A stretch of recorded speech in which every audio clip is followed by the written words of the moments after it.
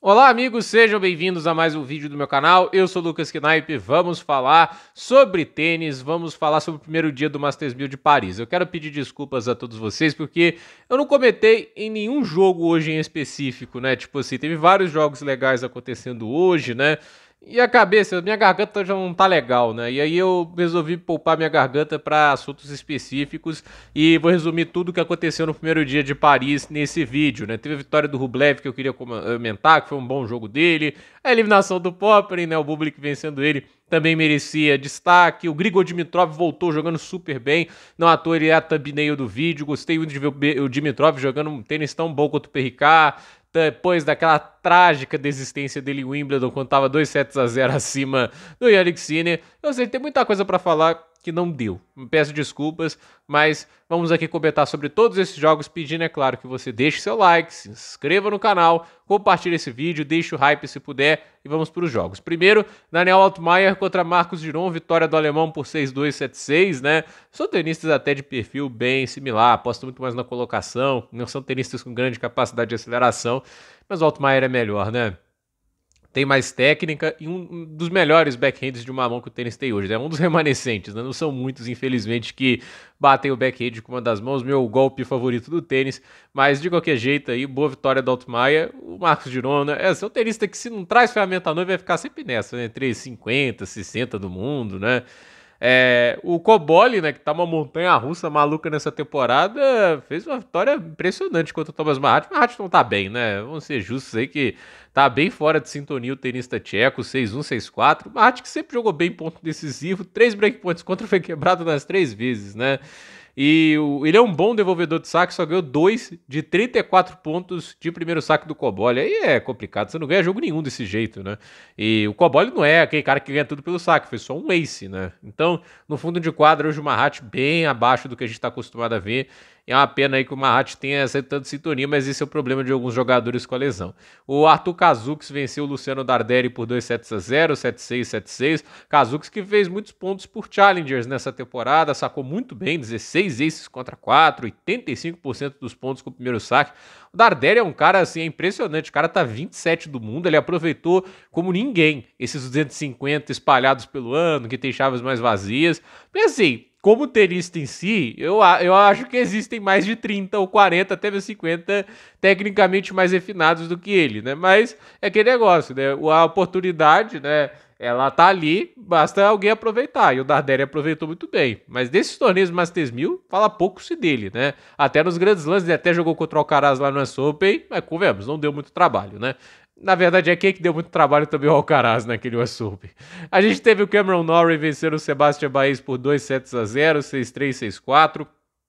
Boa vitória do britânico, que vai ser o oponente de Carlos Alcaraz.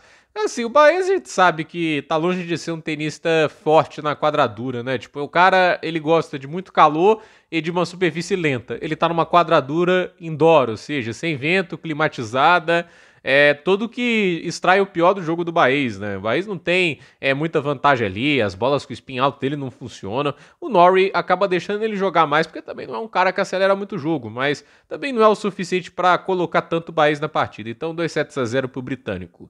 Leonard Team venceu o Nuno Borges do time depois da campanha em Xangai, deu um descanso, né? Não jogou nenhum dos últimos torneios, né? Nem o ATP 500 ele quis jogar, mas voltou bem, né? Acho que foi uma decisão sábia dele aí, deu um espaço de 2 semanas antes de voltar aí no Masters 1000 de Paris, 6-2, 7-6. Pensei que o Borges ia fazer melhor também, né? Porque jogou muito bem contra o Medvedev, né?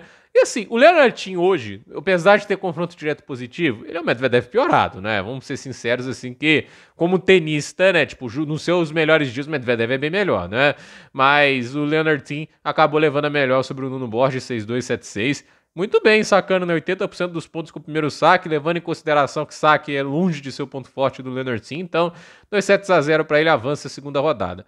Hindek Nash deu seu sofrimento, mas deu um jeito de virar o jogo contra o Marojan. Luca Puiri fazendo mágicas como técnico do Hindek Nash, né? 2 sets a 0, 7-6, 7-6. É um destaque aqui, né? 16 aces em 2 sets pro Hindek Nash. Saca demais o tenista francês. E agora que é 29 do mundo, graças à final que fez lá em Xangai, ele ganhou muitas posições do ranking, é um top 30, tá tudo para ser cabeça de chave ao fim do ano e tá querendo aproveitar ao máximo essa oportunidade que ele recebeu. Hoje enfrentou um oponente enjoado, que joga muito bem no fundo de quadro, direciona muito bem os golpes, mas ele estava preparado, uma boa vitória para ele. Alexander Vukic enfrentou o Terence Atmani e venceu o Atmani. Acabou a magia, né? Poxa, Atmani. O Atmani que fez semifinal em Cincinnati. Depois disso não apareceu mais. Isso acontece. Tem muita gente que às vezes tá fora do top 200, diga Valentim Vacherot, joga tênis pra caramba e a gente não sabe, mas é porque o cara não consegue colocar todos os elementos do jogo dele funcionando numa partida só. E aí, o que acontece? Quando ele acha esse ponto e consegue manter isso por um tempo, ele pode fazer coisas extraordinárias. O backhand do Vacherot, se eu tivesse que fazer um top 10 da temporada, pelo que eu vi nos melhores dias, é um negócio surreal. Estaria lá, é muito impressionante, direciona, bate rápido, se defende, contra-ataca, é lindo, né? Mas fica perguntando, como é que um cara com aqueles níveis de técnica conseguiu ganhar de tanta gente boa, tava lá atrás no ranking esse tempo todo, né? Às vezes é difícil de entender, né?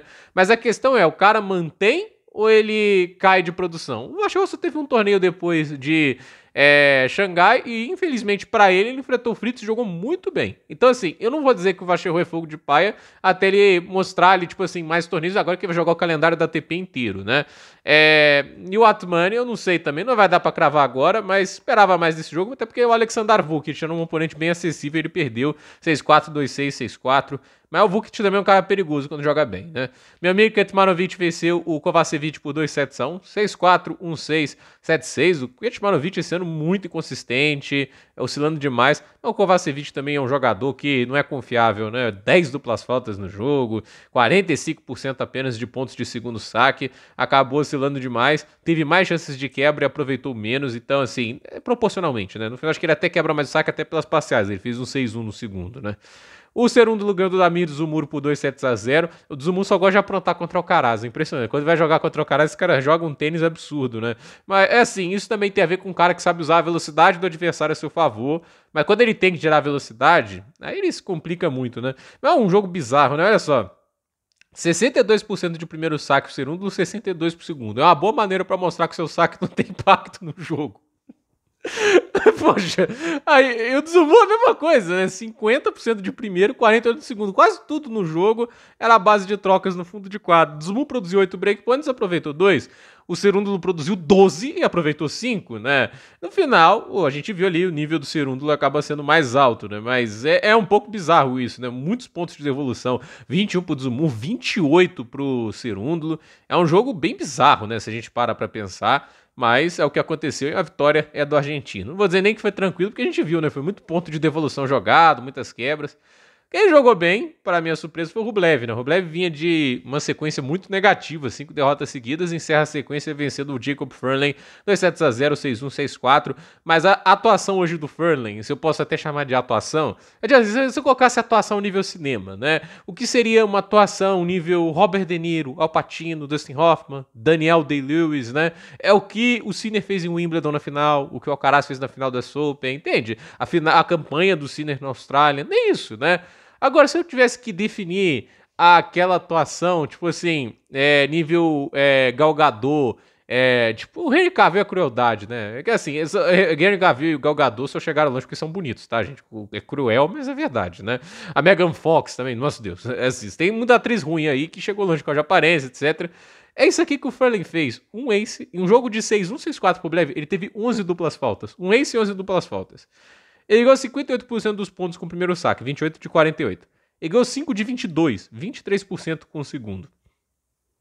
Não dá pra ganhar jogo desse jeito, né? Sinceramente, é uma atuação muito ruim do Jacob Furlan. Muito ruim mesmo. Até porque assim, 6-1, 6-4, segundo set parece até difícil, mas a gente tem que lembrar. Não é um momento bom da carreira do Rublev. É o pior tênis que via jogando no ano todo. Zizou ganhou do Alex Michelsen por 2-7-1. Esse também é outro que não sai do lugar, né? O Michelsen, um jovem talento americano, bate bem na bola, mas é outro que tá estagnadíssimo, né? E o Zizou acabou aproveitando. São tenistas bem semelhantes, bons porradeiros de fundo de quadra. Levou a melhor o Bergs, né? Que ainda perdeu, assim, Ele fez um 6-3 no primeiro set, aí o Mikkelsen pareceu dominar o jogo, fez um 5-0 e saque no segundo, aí foi quebrado. Daí pra frente, tipo, o cara faz 5-0, ele quebra 3 vezes seguidos o saque do adversário. E o que acontece dali pra frente? Inacreditavelmente, ele é quebrado 3 vezes, nunca mais volta a quebrar o Bergs, né? Tipo, isso é inconsistência. O Mikkelsen, ele tem potencial, um teto de produção grande, né? Mas não é um cara que explora isso ainda muito bem, né, no jogo dele. A gente teve o Bublik contra o Popyrin, né? Tipo, uma atuação do Popyrin que, assim, já tá meio comum a gente ver atuações abaixo dele.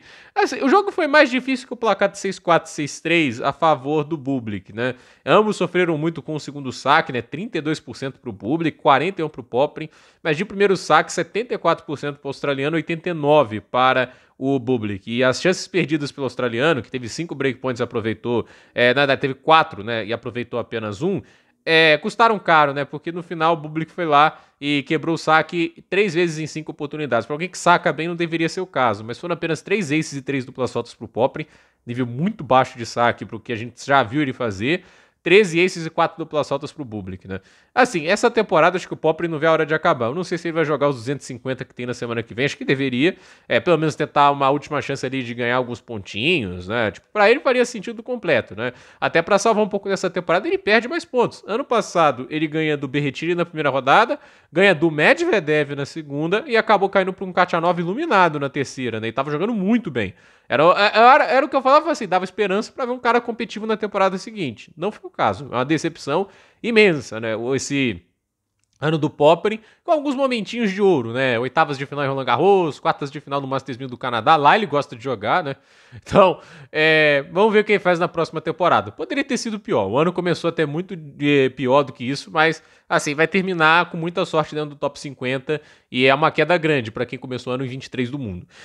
Lorenzo Sonego venceu o Sebastian Korda por 2-0, 6-2, 6-4. Olha, eu tenho uma coisa com o Korda, cara. Ele é talvez o tenista mais talentoso desses americanos todos aí, até mais que o Shelton se bobear. Mas, caraca, gente, é inacreditável isso, né? Tipo, quando esse cara num dia bom é infernal, tipo assim, um absurdo de tenista. Ele faz o que quer com a bola, ele parece fazer tênis parecer fácil, mas quando ele joga mal, joga mal com gosto. Não existe meio termo pro Korda. Levar 6-2, 6-3, numa quadradura coberta do Sônico, considerando que o Korda sabe fazer de melhor, tipo de coisa que você não consegue entender, né? O Alexander Miller venceu o Brandon Nakashima por 2-0, 6-2, 7-5, né? De novo eu reflito aqui, né? Tipo, pra mim o Nakashima é um jogador, assim, não ofende, mas também não impressiona, né? E o Alexander Miller, a meu ver, tem mais técnica, né? Um cara de mais recurso, por mais que também não seja lá o cara mais refinado do tênis e falta potência pro jogo dele, mas é o suficiente para ganhar de Nakashima, que, a meu ver, assim, como o jovem promessa vendeu muito, como tenista profissional, tem muito pouco brilho, né? Então, boa vitória aí para o Alexander Miller. E para mim, a atuação do dia é de Grigor Dimitrov vencendo o Giovanni Pichperrica por 2-0, 7-6, 6-1. Ele fez o primeiro jogo do Dimitrov pós-Wimbledon, ele faz um 6-1 no Perricá. Pra lembrar, né, o cara é bom, ele é muito bom jogador, é freguês do Djokovic, mas também não é exclusividade só dele, né, o Tsitsipas, o Fritz, né, e assim, o Dimitrov ainda ganhou uma, né, o Tsitsipas ganhou 2, mas depois disso não ganhou mais, né. A questão é, o Dimitrov, ele é um cara que tem muito recurso, tem muita técnica, né? Para alguns, ele é até um flop pelo que ele poderia ter entregado. Prometeu-se um campeão de Grand Slam, ele não foi. Mas tem um ATP Finals, tem um Masters 1000, eu nunca chamaria a carreira do Grigor Dimitrov de fracasso. E essa vitória aqui contra o Perricá é oportunismo máximo, né? Tipo, ele 5 breakpoints, quebrou 3 vezes o francês. E assim, é um nível de tênis dele que foi muito bom. E ver que assim, o Dimitrov teve uma lesão muito grave, ele rompeu um músculo que ligava o braço ao peito, né? E voltou bem, e voltou muito bem, não apressou o retorno, dizem que a previsão era até o US Open, resolveu esperar, acho que nessa fase da carreira ele não pode abusar, e ele foi muito bem. E o jogo que talvez assim, olha, o Khachanov ele tem uma responsabilidade, né, e tem que defender 400 pontos. Será que ele virou caixa-god na hora que mais precisa?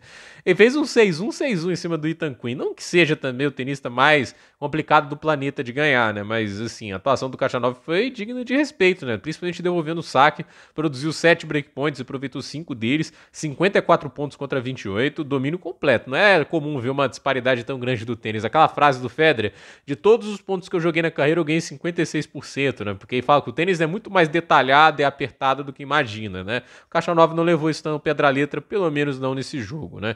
E o que a gente tem para amanhã, né? Masters 1000 aí de Paris, né? Íamos ter o jogo do Fokina com o Bé, mas não gravei vídeo sobre isso, foi colocado hoje.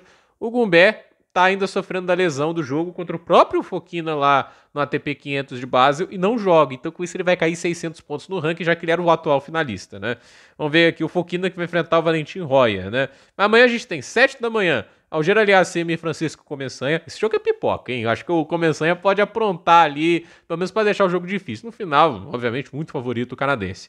Grigspor vai enfrentar o Gabriel Diallo. Thomas Martin Etcheverry vai enfrentar o Camilo Carabelli. Valentim Vacherot vai enfrentar o Diri Lehetka. Ô joguinho bom.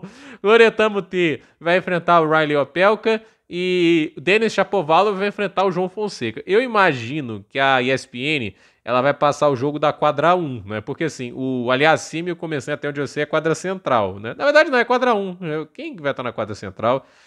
Ah, a quadra central não tem jogo de primeiro horário, não. tô viajando aqui, né? Ou tem, Valentim Vacherot. Não, olha só, Valentim Vacherot vai ganhar a quadra central. Olha só. Vai jogar contra o Lehetka na quadra central às 7 da manhã. Mano, é merecido. Vamos dar esse crédito pro Vacherot. O João Fonseca joga contra o Denis Shapovalov. Vamos ver o que acontece nesse jogo, né? Já tem experiência, já sabe que é ganhar do Shapovalov, né? Mas vamos ver o que o Shapovalov traz de diferente, né? Na verdade, ele não vai trazer nada de diferente, que eu também vou ficar aqui trazendo. Não, o Shapovalov pensou. Ele olhou a derrota que ele teve e pensou em estratégia diferente pro próximo jogo. A gente tá falando do Shapovalov, né? Até parece que ele, se ele pensasse nas derrotas dele e tentasse melhorar, ele seria possivelmente número 3 ou 2 do mundo. Ele não faz isso. Davidovich Fokina enfrenta o Roy, eu já falei isso aqui. Raul Munar vai enfrentar o Daniil Medvedev. Destaque, última partida em quadradura, vitória do Munar. Lá, o 6-3, 6-3, lá acho que Indian Wells, né? Vamos ver o que o Medvedev traz pra esse jogo, até porque ele sabe aí que pode ser uma boa oportunidade de ganhar pontos. Não foi bem em Paris ano passado, né? Caiu na estreia. Ben Shelton venceu, vai jogar contra o Flávio Cobol. Já tô adiantando o resultado e olha que o Cobol ele pode ganhar do Shelton. Que isso, né? Não use essa frase errada minha pra apostar, hein? Vai enfrentar o Cobol amanhã. Leonard Tim enfrenta o Andrei Rublev. Ó, o Rublev já perdeu mais de uma vez pro Tim esse ano, se não me engano. Alcaraz vai enfrentar o Cameron Norrie. Um jogo bom. E encerrando, né, a programação, eu não sei se é na quadra central esse jogo também, né? É na quadra central, Taylor Fritz e Alexander Vuk. Eu não entendi por que esse jogo tá depois de Alcaraz e Norrie, né? Por que esse jogo em específico encerra a quadra central, né? Tudo bem, é o Fritz, é o 4 do mundo, né? Não é também tenista que você não dá atenção, mas ao mesmo tempo, assim, o Alcaraz tá jogando ali também, ele podia encerrar a quadra central. Pra mim até ajuda, né? Porque quando eu faço vídeo do Alcaraz dá muito mais visualização que vídeo do Fritz. Então, gente, por esse vídeo é isso. Dúvida nos comentários, deixe seu like, se inscreva no canal, compartilhe esse vídeo e até o próximo vídeo.